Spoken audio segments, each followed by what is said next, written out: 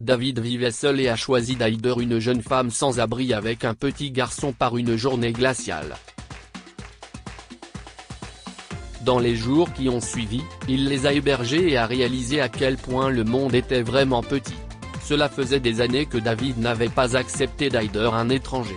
La vie l'avait transformé en un homme plutôt amer, surtout depuis que Sarah, l'amour de sa vie, l'avait quitté sans un mot il y a 2 ans. Mais un jour, une jeune femme se tenait impuissante dans la rue glacée devant la maison de David, tenant une poussette avec un bébé qui n'arrêtait pas de pleurer.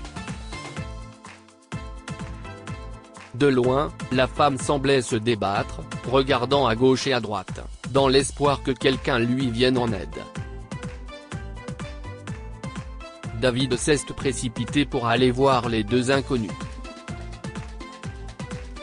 Il a trouvé la femme en train de pleurer, à peine capable de se retenir. Le bébé avait l'air affamé, lui aussi. Bonjour, je suis David, et j'ai pensé que vous pourriez avoir besoin d'aide. Je peux vous aider à aller quelque part? Je pourrais vous conduire, vous et le bébé, chez vous. La femme semblait surprise, et ses lèvres frémissantes peinaient à parler. Nous n'avons nulle part où aller. Elle éclate à nouveau en sanglots. David ne savait pas comment réagir, mais la tristesse de cette femme le touchait profondément. Avant de s'en rendre compte, il s'est mis à dire « Écoutez, ce n'est pas sûr ici. Ma maison est juste là. Venez, je peux vous préparer quelque chose de chaud à manger, au moins pour le moment. » La femme s'est arrêtée pour réfléchir, a soupiré et a suivi David avec la poussette, marmonnant un merci sous son souffle glacé. David et la femme ont préparé le déjeuner ensemble tranquillement et ont partagé le repas sans avoir besoin d'en savoir beaucoup sur l'autre. Comment s'appelle-t-il? Fut la seule question que David lui posa, en désignant le bébé. Ce petit garçon s'appelle Liam, et il est tout pour moi, a dit Lola. Il est la seule famille qu'il me reste. David a remarqué la douleur dans la voix de la jeune femme et le chagrin sur son visage. Si jeune, si épuisé, pensa David, se demandant à qui les manières de la jeune femme lui faisaient penser. Même s'il n'arrivait pas à savoir, il ne la renverrait pas, elle et son bébé, dans la rue. Vous pouvez vivre ici aussi longtemps que vous le souhaitez, assura-t-il à Lola. C'était la chose la plus gentille que quelqu'un ait faite pour elle. Elle a saisi l'opportunité d'avoir un abri sûr et confortable pour elle et Liam pendant quelques jours. Et elle a essayé de rendre la gentillesse de David de toutes les manières possibles. Elle a manifesté sa gratitude en préparant les repas, en s'occupant des tâches ménagères sans qu'on le lui demande et en faisant la conversation à David chaque fois qu'elle le voyait avoir du mal à dormir la nuit. Liam, aussi, était bien pris en charge. Ce n'est pas seulement Lola qui s'occupait de lui, David le faisait également. Si est-il la dernière chose que l'on attendrait de quelqu'un comme David, étant donné qu'il avait juré de ne jamais élever d'enfants. Ce sont des bouffeurs d'énergie, disait-il à Sarah. Mais avec Liam, c'était différent. Ce n'était pas gênant de le tenir ou de jouer avec lui. Donner de l'amour à un bébé ne lui était jamais venu si naturellement auparavant. David vivait donc la semaine la plus significative et la plus étrange de sa vie, en présence de la jeune femme et du bébé. Juste au moment où il avait commencé à guérir son cœur, un autre rebondissement l'attendait. Je serai de retour dans 3 jours. S'il te plaît, sens-toi comme chez toi, avait dit David à Lola avant de partir pour sa semaine de travail. Mais quand il est revenu, c'était comme s'il était revenu dans son ancienne vie vide. Aucun signe de Lola ou de Liam, aucun jouet dans la maison, aucun signe de rire ou de lumière. David avait eu un mauvais pressentiment. Quelque chose me dit qu'ils doivent avoir des problèmes. Il a immédiatement sorti sa voiture et a fait le tour du quartier à la recherche de Lola et Liam. Après une longue recherche, il les a finalement trouvés dans un hôpital. Il avait appris qu'une jeune femme correspondant à la description de Lola y avait emmené un petit garçon de 14 mois nommé Liam, il y a 2 jours. David s'est précipité dans la chambre et a trouvé Lola agenouillée près du berceau dans lequel le bébé Liam était endormi. Il était relié à plusieurs tubes et à des machines qui bipaient, et c'était la chose la plus déchirante que David ait jamais vue. Il s'est avéré que Liam avait besoin d'une intervention chirurgicale, mais Lola ne savait toujours pas comment elle allait la payer. En entendant cela, David s'est immédiatement rendu à la caisse.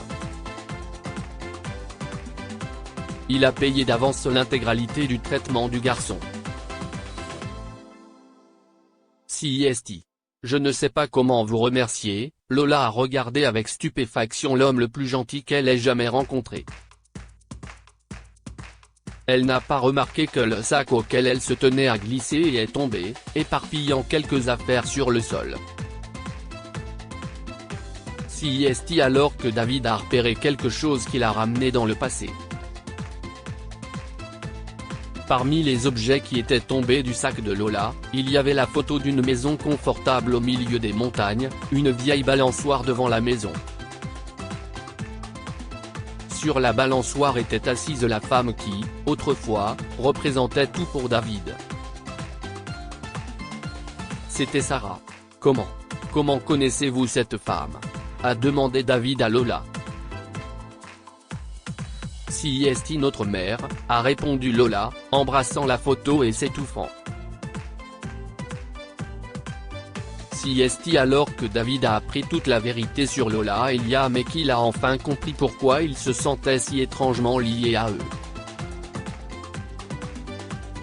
David se souvient de ce week-end à la montagne où Sarah et lui ont eu leur dernière grosse dispute. Ils s'étaient disputés à propos de la même chose, la seule chose qui rendait les choses inconfortables entre eux, avoir des enfants.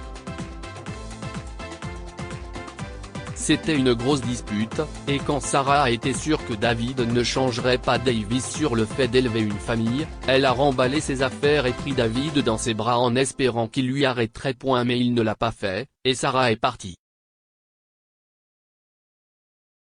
Et il se trouve qu'elle a trouvé un homme peu de temps après la rupture, un divorcé avec une fille de 19 ans, Lola. C'était une femme vraiment douce, et elle a pris la place de ma mère si naturellement. Je l'ai adorée. Lola pleurait en tenant la main de David. David est resté sans voix en écoutant l'histoire de la femme qu'il a aimée et perdue. Il était heureux que Sarah ait pu réaliser son rêve de tomber enceinte. Mais ce que Lola a dit ensuite le choqua au plus haut point. Quelques mois plus tard, Liam est né, a dit Lola sans sourire. Mais ce fut le jour le plus sombre de nos vies car Sarah, ma douce belle-mère, est morte pendant l'accouchement. David s'est figé en entendant qu'après le décès de Sarah, son mari a demandé un test ADN pour vérifier la paternité de Liam. L'homme se doutait que le garçon ne lui ressemblait pas du tout. CIST alors que la vérité est apparue et a ébranlé le monde de chacun. Le test a montré que l'homme n'était pas le père de Liam, et instantanément, il ne voulait rien avoir à faire avec l'enfant. Liam allait être déposé au foyer local quand Lola a arrêté son père. Je l'ai supplié de garder l'enfant. Je lui ai promis que je m'occuperais de tous les besoins de Liam. Je l'ai supplié de ne pas être si cruel. Et comme il ne bougeait pas, je suis sorti de la maison avec Liam, déterminé à trouver son père biologique, a révélé Lola. Mais cette photo et l'adresse au dos sont tout ce que j'ai. Les mains de David ont tremblé lorsqu'il a retourné la photo et lu l'adresse. C'était son adresse, sauf pour le numéro de la maison, qui était mentionné de manière incorrecte. Le numéro de la maison. Ce n'est pas le 211, dit David, la voix chargée d'émotion, si est-il le 121. Si est-il la bonne maison ? Il a fallu un moment à Lola pour réaliser que le numéro de la maison était celui de David. Si est-il vous êtes son père, Lola a sursauté et serré David dans ses bras. David, qui s'était renfermé émotionnellement pendant des années depuis le départ de Sarah, a enfin laissé échapper ses larmes.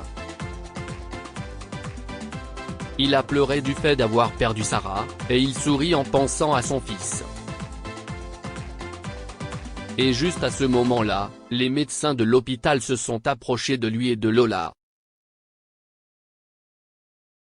L'opération de Liam a été un succès. Si est un vrai soldat, le petit. Ce jour-là, en voyant le lien fusionnel entre Liam et Lola dans le service de soins intensifs néonatal, David s'est fait une promesse: pour le reste de sa vie, il prendrait soin des deux belles âmes qui étaient entrées dans sa vie alors qu'il pensait avoir tout perdu. Que pouvons-nous apprendre de cette histoire ? Parfois, la vie vous donne une seconde chance. David a laissé filer sa première chance d'avoir une famille, mais des années plus tard, lorsqu'il a découvert Lola et son fils Liam, il a su qu'il leur consacrerait le reste de sa vie.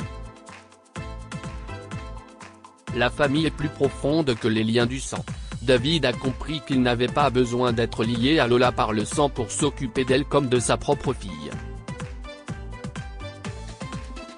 Partagez cette histoire avec vos amis. Elle pourrait égayer leur journée et les inspirer.